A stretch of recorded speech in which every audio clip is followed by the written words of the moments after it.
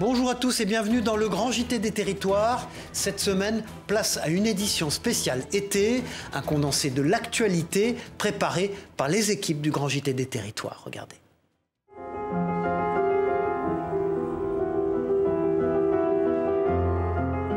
Il suffit de tendre l'oreille pour entendre résonner les premières notes qui s'élèvent dans le hall 3. Au bout des doigts, Giovanni interprète un morceau qu'il a lui-même composé. Moi je viens ici souvent pas pour aller prendre un train parce que c'est pas mon objectif, je viens vraiment juste pour rencontrer les gens. On va dire que la moitié des gens qui sont assis je les connais parce qu'on est devenus tous amis entre nous et on a quasiment une mini communauté de pianistes. Une communauté de pianistes qui intrigue les voyageurs venus profiter de l'événement en attendant leur train. C'était super, très intéressant, plein de styles différents, plein de niveaux différents. Et ils avaient tous quelque chose à montrer, donc non, c'était franchement un bel événement.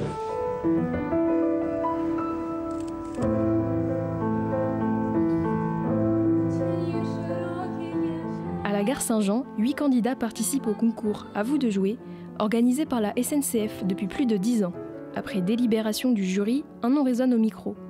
Mathis Bastos, du haut de ses 19 ans, il remporte la finale régionale. Quand je suis au piano, je ressens beaucoup de choses. C'est vraiment important pour moi de me sentir libre au piano et donc des fois je m'emporte un peu parce que ça me fait ressentir beaucoup d'émotions. Nommé parmi les 12 finalistes, Mathis jouera dans une gare parisienne lors de la finale nationale pour tenter de remporter un piano, une session d'enregistrement en studio et même une première partie de concert dans un festival.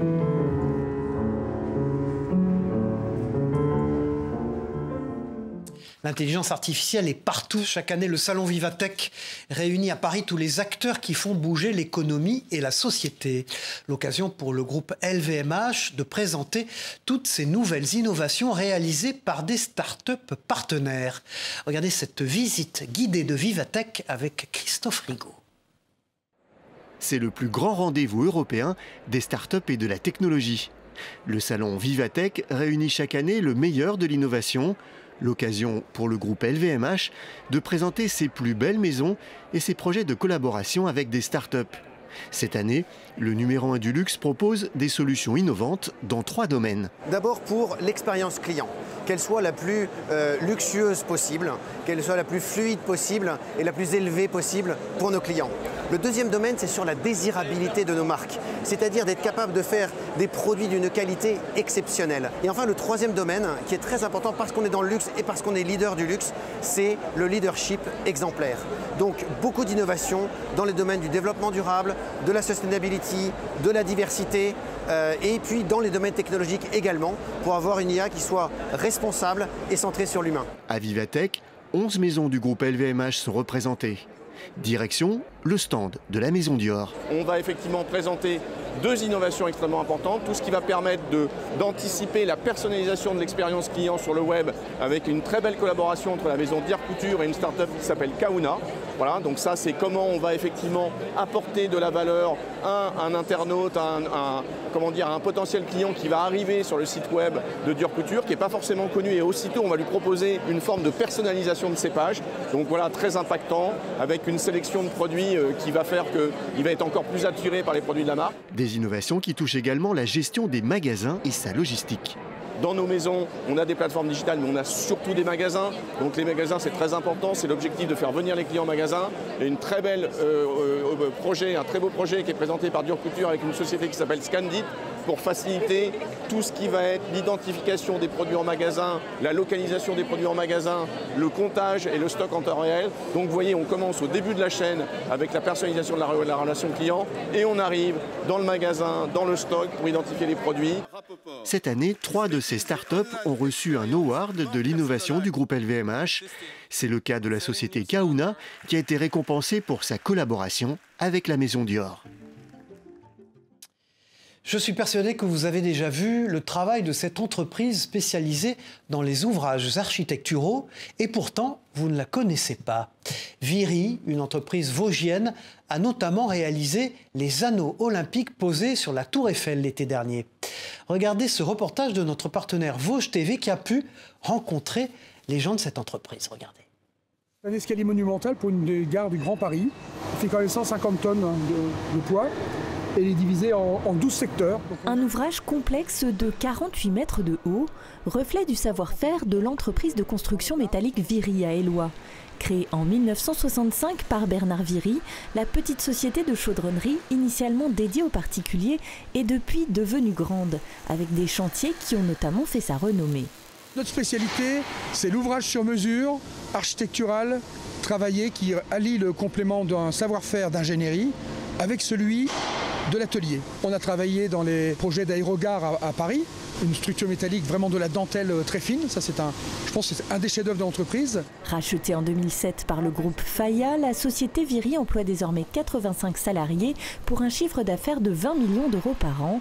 Avec une quinzaine de projets chaque année et un carnet de commandes qui ne cesse de s'étoffer, l'entreprise se porte bien et se diversifie même avec le travail de la tôlerie notamment, comme ces modules, 2600 au total qui viendront habiller les murs d'une gare à Clichy. Bonjour Christian. Viry, c'est aussi l'entreprise qui a réalisé les fameux anneaux olympiques suspendus à la Tour Eiffel pendant les Jeux de Paris.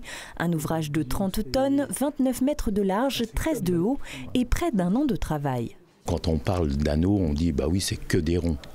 Mais non, c'est pas que des ronds, il y a tout ce qui est connexion et liaison entre les éléments, et il y a la répétitivité qui permet d'avoir une fabrication, ce qu'on appelle plutôt industrialisée, qui permet de préparer toutes des séries d'éléments qu'on viendra assembler par la suite. J'ai connu beaucoup de chantiers avec des contraintes, mais ce chantier-là est quand même particulier. On sait qu'il a été vu par un grand nombre de personnes dans le monde entier. Un beau coup de projecteur sur l'entreprise qui garde tout de même une certaine amertume de l'expérience, puisqu'à l'issue des Jeux, les anneaux n'ont pas pu être conservés et ont été refondus, contrairement aux Agitos, des Jeux paralympiques également réalisés à Éloie, qui eux ont été installés de façon pérenne devant le pôle d'activité multisport à Bobigny. Le programme Erasmus est très plébiscité par les jeunes qui souhaitent étudier dans des établissements d'enseignement à travers le monde. C'est le cas notamment pour des étudiants maltais et espagnols qui ont atterri à Fort-de-France en Martinique. Une première pour les locaux qui souhaitent pérenniser ces échanges à l'avenir. Regardez ce reportage de notre partenaire sur place via ATV. It's impressive. The colors. Ce sont les premiers pas de Patricia dans les rues de Fort-de-France. L'architecture de la bibliothèque Schulcher émerveille l'étudiante madrilène en tourisme. En Espagne, c'est très différent. Je n'ai jamais vu une architecture pareille. Je pense que c'est vraiment intéressant, j'aime beaucoup. C'est très impressionnant et magnifique. À quelques monuments de là, Dominique, cet étudiant au tourisme maltais, n'en est pas à sa première fois dans l'arc antillais. Après la Jamaïque, il a hâte de découvrir tous les joyaux de la Martinique. J'ai vraiment hâte de découvrir la Martinique. Je suis très intéressé par la nature. J'espère pouvoir visiter la montagne Pelée et faire des activités aquatiques. Le but de cet échange est aussi de développer la communication entre ces étudiants européens. Ce sont des natifs et nous, on apprend l'anglais et l'espagnol, donc c'est l'occasion de pratiquer. Et pour eux aussi, puisqu'ils apprennent le français. Et donc, c'est vraiment l'occasion d'échanger. Il est important pour nous, Caribéens, habitant sur une île, de pouvoir rencontrer d'autres cultures en dehors de la Caraïbe.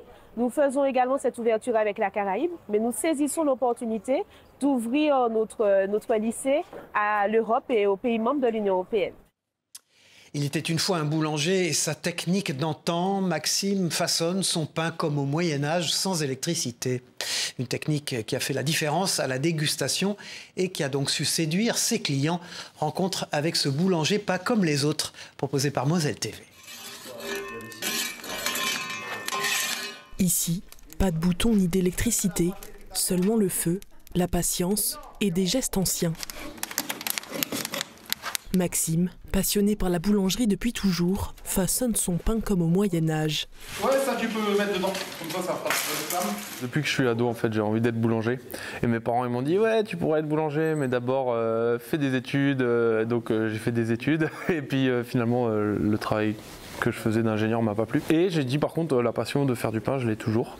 Et donc j'ai commencé à en faire plus dans des fours électriques. Et après j'avais envie de passer à la suite, c'est-à-dire faire du pain comme à l'ancienne. Je me dis qu'à terme, c'est cool de revenir aux savoirs ancestraux, puisque tout ce qui est four électrique, c'est pas forcément éternel.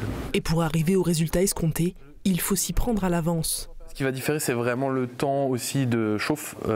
Quand on allume un four à bois, il faut s'y prendre 3 heures à l'avance. Il faut avoir du bois sous la main, il faut avoir découpé du bois. Après quelques pizzas pour lancer la chaleur, Maxime répartit les braises dans le four. La sole doit être bien chaude. J'aimerais qu'il y ait une chaleur uniforme dans tout mon four. Donc je vais tirer les braises. Puis vient le moment de débraiser. Il retire les braises, nettoie la pierre. Le dernier coup de balai pour être sûr. Et là, on est bon. Et enfin, les pains sont prêts à être enfournés. Une technique qui fait la différence au moment de la dégustation. Il y a aussi un peu ce goût de feu de bois qu'on peut que retrouver dans une enceinte où il y a eu des cendres, où vraiment de la fumée est passée. Et donc, c'est comme ça que c'est ce qu'on retrouve vraiment dans les feux de bois, dans les fours à bois traditionnels. C'est une belle fournaise, ça! Maxime viendra partager sa passion lors de l'événement « Il était une fois une ferme » à Center Parcs. Je vais faire une fournée, mais totalement ouverte. Et je prépare ma pâte le matin, donc là tout le monde pourra venir pétrir. À midi, je préparerai probablement pizza et tarte flambée, on verra. Et après, à la fin, il y aura le débraisage, l'enfournement, le défournement, et à la fin, une dégustation du pain qui sort, et on espère qu'il sera bon. Une activité d'autrefois qu'il exerce avec grande passion, aux côtés des bénévoles et adhérents de l'association. Amateurs de fromage, vous allez adorer ce reportage. Devenu un emblème de la gastronomie française, le Beaufort est un produit au savoir-faire unique. Originaire de la Savoie, ce fromage fait sa renommée grâce à sa texture ferme et fondante. Alors, à vos papilles, avec ce reportage de notre partenaire 8 Mont-Blanc. Chloé Luneur. Une texture lisse couleur ivoire, un talon concave et une croûte plutôt épurée. Pas de doute, ce sont bien ici les caractéristiques du Beaufort. Mais avant de devenir une meule à pâte pressée cuite, ce prince des gruyères typique de Savoie est passé par un processus de fabrication bien précis, comme ici à la coopérative laitière de Moutier. On se trouve dans l'atelier de fabrication de Beaufort et comme on peut le voir, le lait qui a été collecté ce matin, donc le lait chaud de la traite du matin, plus le lait froid d'hier soir, est mis dans les cuves, chaudron de 6000 litres de lait, dans lesquels on va mettre jusqu'à 5400 litres de lait en ce moment pour faire 12 meules. On remplit, pendant qu'on remplit, ça chauffe. Et quand la cuve est pleine, à ce moment-là, le fromager rajoute la présure. Une fois cette enzyme naturelle ajoutée, place au décaillage pour obtenir des perles de fromage. Puis c'est au tour de la cuisson de faire son job. Le Beaufort appartient à la famille des fromages à pâte pressée cuite. Le pressage, c'est après. La cuisson, c'est dans le chaudron. On va monter de 33 degrés à 54 degrés en 40 minutes. Quand c'est bon, on attend encore un petit peu pour peaufiner les gouttages. Et après, on moule les fromages. Après moulage, les fromages restent en moyenne 20 heures sous presse, puis ils sont refroidis et immergés dans une eau saturée en sel. Ce n'est que 24 heures plus tard qu'ils rejoignent les caves d'affinage, où en moyenne 500 meules sont stockées à minima 5 mois, avec la particularité d'être affinées à la main et dans des caves datant des années 50. Il faut une température contrôlée, entre 6,5 et 9,5, 10 degrés, et avec un taux d'hygrométrie assez élevé, entre 90 et 95%. Au cours de cet affinage, les fromages sont retournés, donc ici à la main, et frottés avec de l'eau salée. Toutes les tâches difficiles de retournement à la main ou de faire tourner la meule sur le bord de la planche, c'est fait par le robot. C'est quand même nous qui décidons de la force de la brosse, la pression qu'on exerce, de la quantité d'eau qu'on injecte, du nombre de tours qu'on fait, et bien sûr qu'il va y avoir un contrôle visuel avant. Un travail moins pénible pour les salariés donc, mais identique dans la technique, avec quelques mois plus tard des Beauforts qui se retrouveront en vitrine. En moyenne, la coopérative fabrique près de 18 000 meules chaque année. Toujours en matière de savoir-faire dans nos territoires, la société Brin propose du mobilier fabriqué avec du Carton, une conception locale qui a su se démarquer en étant présent sur des événements d'envergure tels que le Tour de France par exemple. Reportage de LMTV Sarthe, Alexandre Ferrer. Des chaises, une table, voire même un espace détente. Tout en carton. Les spécialités de cette société sartoise. Depuis 10 ans, Brin propose une conception de matériaux bas carbone et en circuit court dans le milieu de l'événementiel. Le carton est disponible aux 4 coins de la France. Et l'utiliser, ça nous permet de limiter le transport énormément. Des événements toujours plus grands. En 2016, l'entreprise produit 10 000 exemplaires de tabourets pour les spectateurs du Tour de France. C'est ce concept qui m'a permis de me lancer dans l'aventure Brin. Et puis là, on a l'exemple 2 ans après, tabouret officiel du Tour de France. On a travaillé en direct avec ASO. C'était un rêve. De l'impression à la découpe, une dizaine de minutes suffisent pour la mise en forme de ce chevalet. Là, on va vérifier le produit et ses pliages. Voilà, cette découpe-là, elle permet d'assurer un pliage et puis de donner la forme au produit. Quand Nicolas Stoufflet et son équipe se déplacent de ville en ville, l'engouement est toujours au rendez-vous pour le jeu des 1000 €. Plus ancienne émission de radio de France, les spectateurs répondent toujours présents pour tenter de remporter le Super Banco. Regardez cette immersion lors d'une étape dans l'Aube avec Canal 32 sur place. Chers amis, bonjour! C'est le jeu iconique de la radio en France. Quand Nicolas Stoufflet et son équipe se déplacent pour un enregistrement, le public répond présent. Plus de 200 personnes se sont massées dans la salle des fêtes d'Hervy-le-Châtel pour l'émission de France Inter. Il y a un attachement à cette émission. C'est pas une émission de radio comme les autres. C'est un petit spectacle. On l'écoute souvent d'une génération à l'autre et on a envie de voir comment ça se passe et peut-être participer. Donc il y a vraiment un lien qui est créé entre les auditrices, les auditeurs de différentes générations et nous. On se rencontre. C'est pas une émission de studio, c'est une émission en public. Ça arrive parmi... Bien sûr, le métallophone emblématique est de la partie. L'autre nom, disons, du Rio Grande. Le jeu des 1000 € est organisé pour les communes, par les communes. Ça fait connaître la commune, son patrimoine. Je suppose que les personnes doivent faire un petit tour dans Hervy avant de venir à l'émission. Quel égyptologue français a étudié la pierre de Rosette? En 2h30, les 5 émissions de la semaine sont enregistrées. Les candidats participants ont été sélectionnés directement dans le public, quelques minutes avant l'enregistrement. Moi, j'écoute le jeu des 1000 € depuis 30 ans. Et puis, il y a une complicité avec mon fils. On on parle beaucoup du jeu des 1000 € et je suis très émue d'être là. Je suis fan du jeu, je l'écoute tous les jours. Mais ça fait partie de l'environnement familial. Question blanche, bleu, rouge, banco, super banco. La rythmique est bien rodée. Malgré les codes historiques, le jeu séduit toujours. L'audience ne cesse d'ailleurs de progresser. Le jeu des 1000 € revendique aujourd'hui 1 800 000 auditeurs. Connaissez-vous les cafés joyeux? Ces établissements sont un modèle d'inclusivité. Ils s'implantent partout en France, présents par exemple à Rennes, à Bordeaux, à Marseille, à Strasbourg ou encore depuis peu à Lille. Ces établissements n'emploient que des personnes en situation de handicap. Un concept qui plaît beaucoup aux clients. Présentation avec notre partenaire WEO TV dans le Nord. C'est un café pas tout à fait comme les autres, en plein cœur de Lille.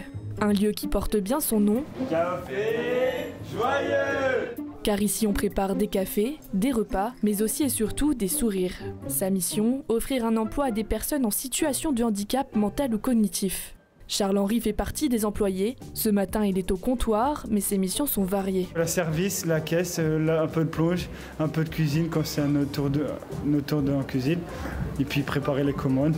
Une polyvalence notamment permise par Élise, superviseur. Elle guide au mieux les employés du café, comme Camille. Si jamais je vois qu'il y a quelque chose qui ne va pas ou qui manque, on incite à aller voir, on indique, on montre les choses à faire. Et puis après, au fur et à mesure que les équipiers apprennent tout seuls, on peut les laisser en autonomie sur pas mal de choses. Ouais. Julien est chef de cuisine.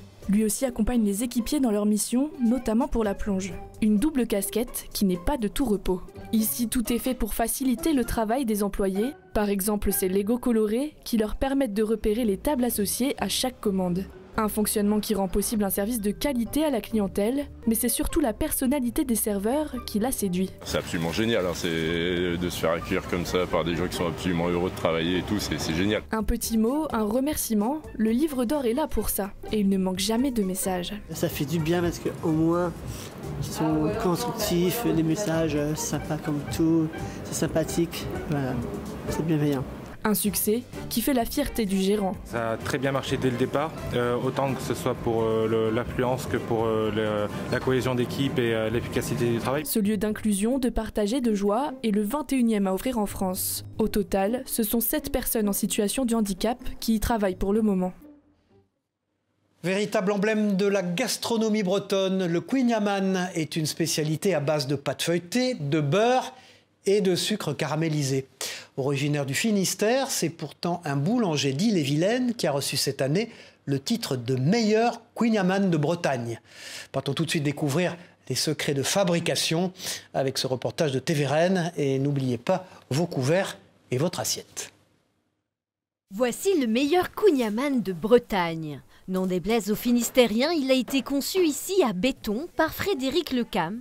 Et pour ce faire, c'est tous les employés de la boulangerie qui ont mis la main à la pâte. Chacun me donnait sa version. Alors, il y en a, c'était pas assez cuit, trop salé, trop de caramel. Donc à chaque fois, j'essayais de modifier les critères pour que ce soit unanime à la fin. Au bout d'un moment, ils m'ont dit, bah là, celui-là, il est bien, il est abouti. Alors je sais pas si c'était du lard ou du cochon, parce qu'ils en avaient tellement marre de manger du kouign-amann que peut-être qu'à la fin, ils m'ont dit, oui, celui-là, il est bon. Enfin, pour finir, je suis parti sur la recette qu'on avait déterminée. Cette année, c'est vous le meilleur, quoi. C'est moi le meilleur. Je prends. Pour ce costarmoricain, c'est la consécration après 4 tentatives, dont la première, il y a plus de 20 ans. C'est vraiment un prix qui me plaît parce que j'aime bien le kouign-amann, je suis breton pur beurre, on va dire. Dans nos professions, aujourd'hui, il faut toujours aller plus vite. Donc gagner un produit traditionnel, je trouve que c'est super. Et quand on lui demande le secret... Que ce soit croustillant autour et puis bien moelleux à l'intérieur. Et qu'il y ait un bon goût de caramel. Le boulanger remettra son prix en jeu l'année prochaine, même s'il a avoué espérer le garder quelques années. C'est une mode étonnante dans le monde du sport amateur, les albums de vignettes à collectionner. Comme les Panini pendant les Coupes du Monde, de nombreux clubs amateurs créent leur propre album à l'effigie de leurs licenciés. Et la formule rencontre un succès dingue. Un reportage de notre partenaire Puissance Télévision, Gaël Bossu. Il y a moi ici, regarde. Les stars, ce sont elles. Elles n'ont pas encore 13 ans, mais les handballeuses de l'ASPTT Bar-le-Duc ont le droit à leur propre album de vignettes à collectionner. En fond, on est plein de fois, on est là. Mais oui, vraiment, c'est un peu stylé. Ouais, et puis aussi, on est un peu fiers, du coup. Déjà, quand on voit, par exemple, nos têtes sur un journal, on est contente. Alors maintenant, sur un cahier et sur des vignettes comme ça... Comme elles, les 376 licenciés et bénévoles du club ont leur place dans cet album qui rappelle les fameuses vignettes Panini. Succès immédiat. En quelques jours, toutes les vignettes commandées ont été dévalisées. On est en rupture de stock de vignettes un peu partout, donc ça marche plutôt très bien. Les gamins sont super réceptifs, les adultes aussi. Là, les seniors filles, on s'est changé même les vignettes pour aller en déplacement. C'est super valorisant, je trouve, pour la sauce de faire ça. Un projet peu commun que les clubs amateurs adorent depuis plusieurs années. Même succès au club de foot de Marne-Aval, à tel point que des bourses d'échange ont vu le jour dans le clubhouse pour que chacun puisse compléter son album. On a eu pas mal de doubles et on n'a pas complété complètement l'album. Donc effectivement, on vient pour... aujourd'hui, c'est la bourse d'échange, donc on vient pour échanger et essayer de trouver le Graal, c'est-à-dire l'étiquette de mon fils que je n'ai encore pas. Et après quelques négociations... On l'a 2 fois. Je vais prendre les 2. J'ai eu la 174, non sans mal. Les vignettes ont dû être approvisionnées plusieurs fois. En tout, près de 7000 ont été vendues. Le but principal, oui, c'était ça, de voir les parents retrouver le plaisir quand ils étaient enfants et les enfants pouvoir découvrir ce système qui, avec le temps, c'était un peu perdu, je trouve. Lancée dans les années 50 en Italie, la magie des albums Panini n'est pas près de s'éteindre. Et puis c'est l'histoire insolite de cette édition. Passionné par les trains, Guy s'est offert une gare ferroviaire pour sa retraite. Installé à Ricles dans le Gers, il a réhabilité cette gare désaffectée pour y habiter avec sa femme. À l'intérieur, on peut y trouver des objets de collection accumulés tout au long de sa vie, tels que des fauteuils de TGV ou des panneaux d'affichage. Sa maison est un véritable musée. Un reportage de Salomé Dubar chez notre partenaire de la Dépêche du Midi.